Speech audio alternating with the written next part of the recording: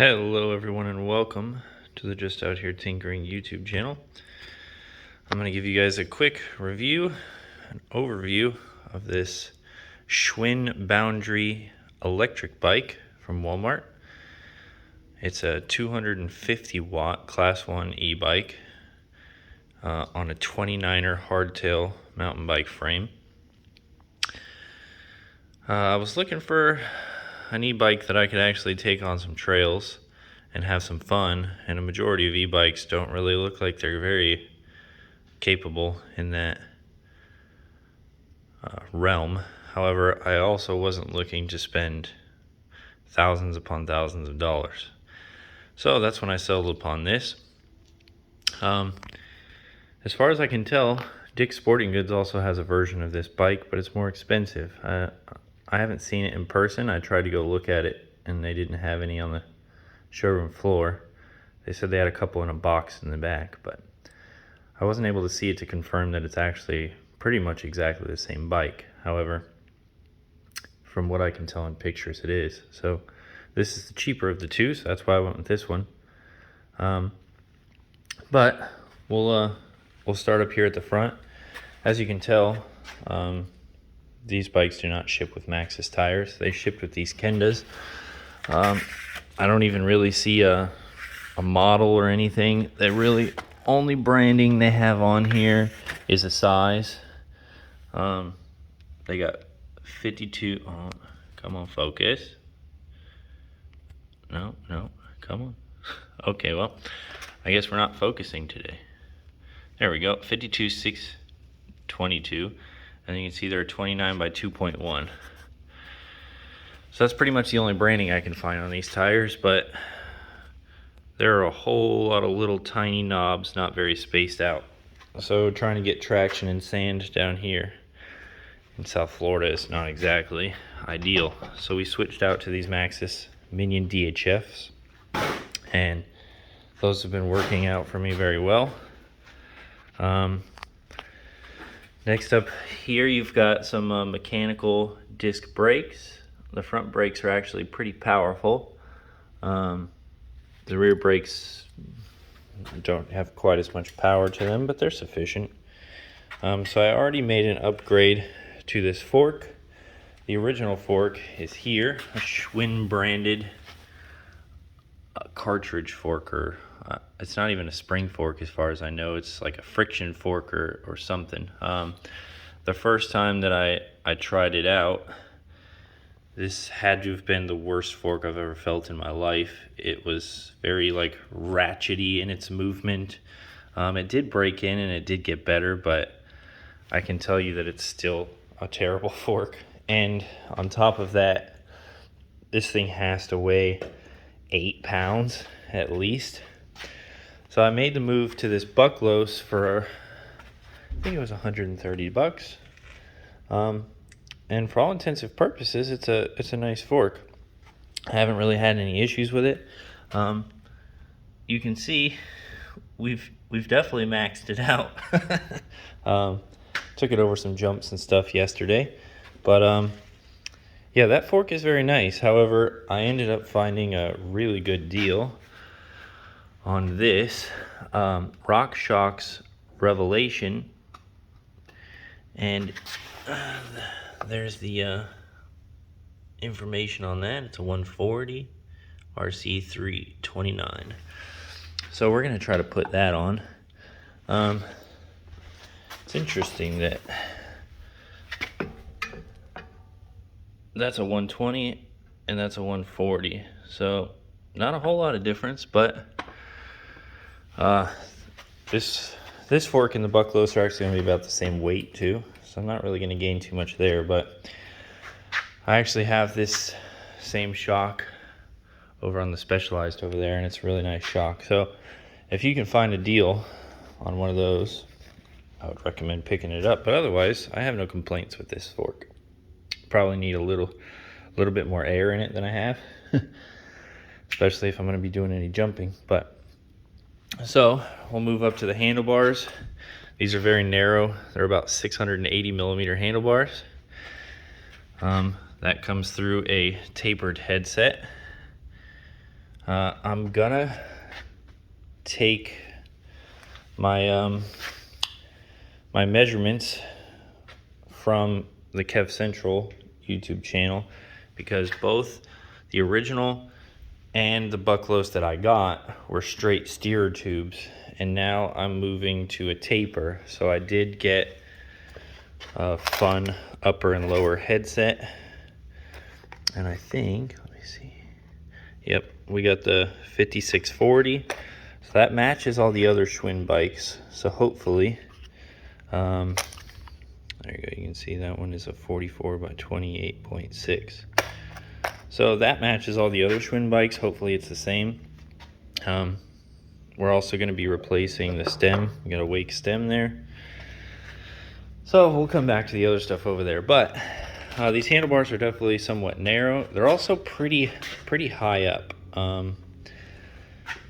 So that it's a comfortable ride. It's not a very aggressive ride, but it does have comfort going for it. Like I said, these brakes, I find myself having to adjust them kind of often while I'm riding on the trail. Maybe once per ride I have to make an adjustment on these brakes, and otherwise they'll start pinching my fingers. So I don't know if the cable is stretching. I don't think the pads are wearing out that fast, so more than likely it's a cable stretch thing. So eventually I may put some hydraulic brakes on here. I just have to work out the whole safety switch deal.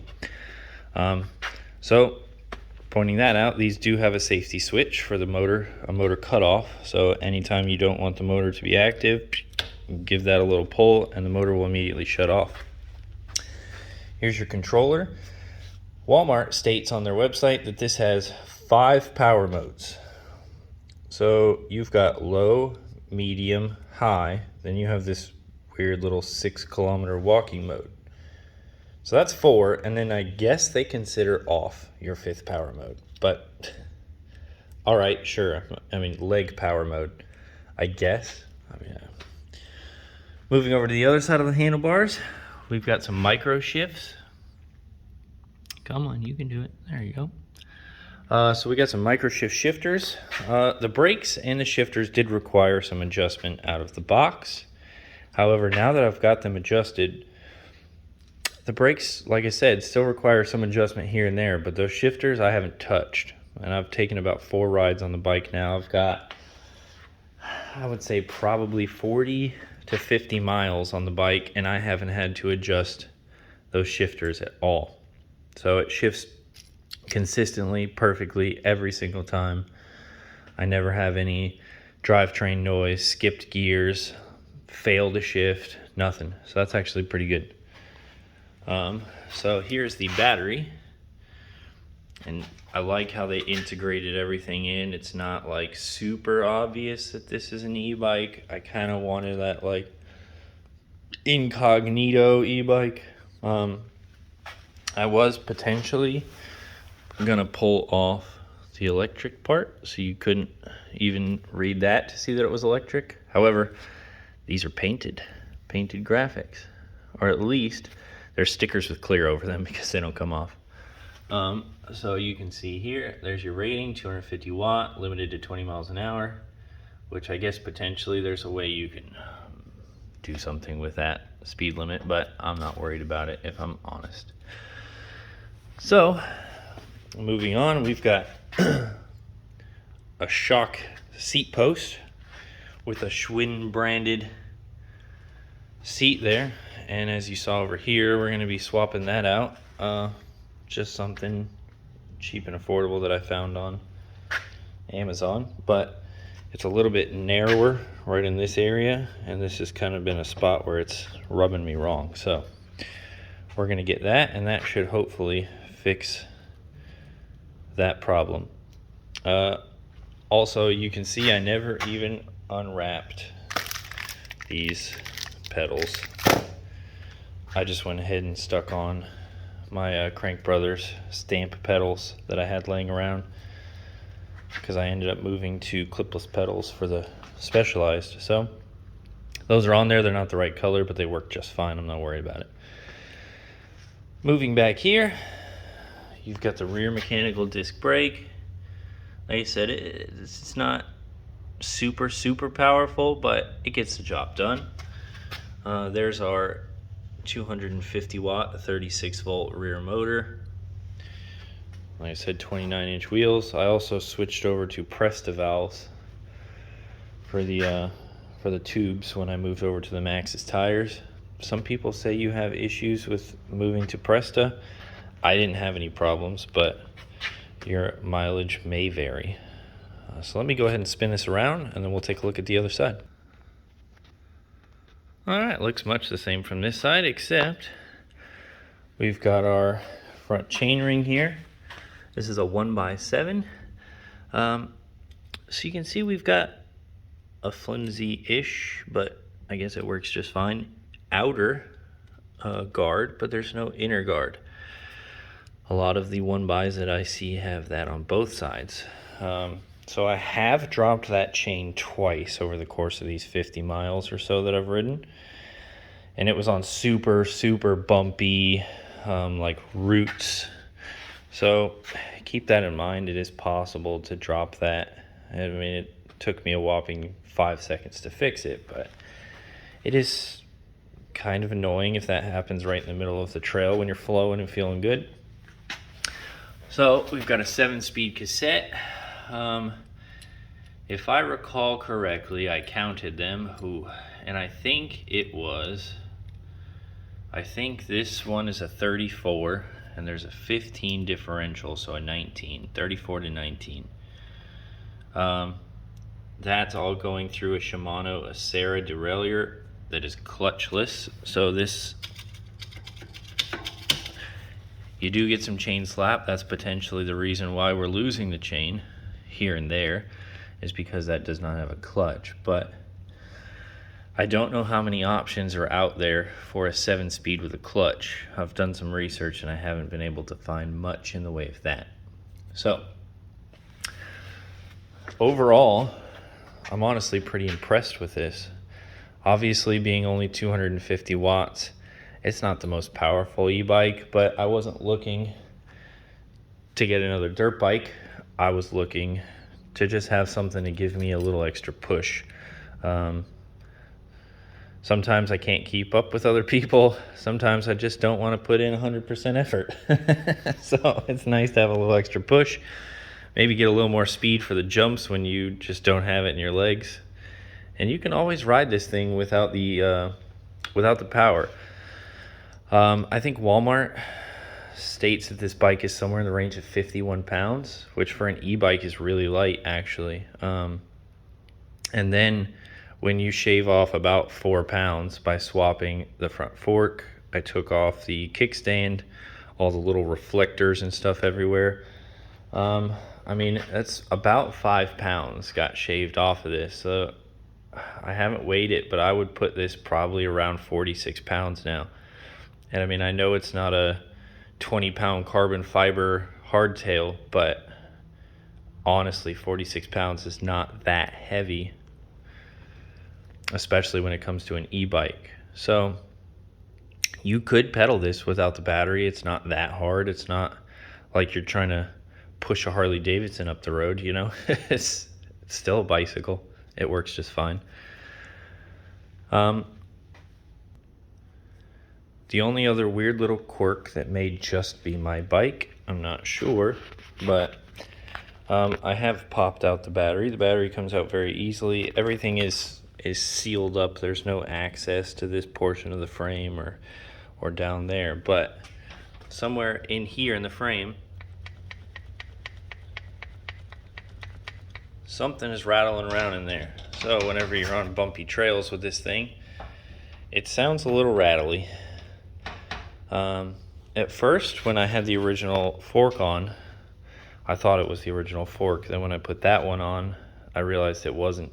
I thought then that maybe this battery was potentially rattling around in here, but here, I'll give you got a key to open this up. Give it a little twist, it pops out, and oh, here we go.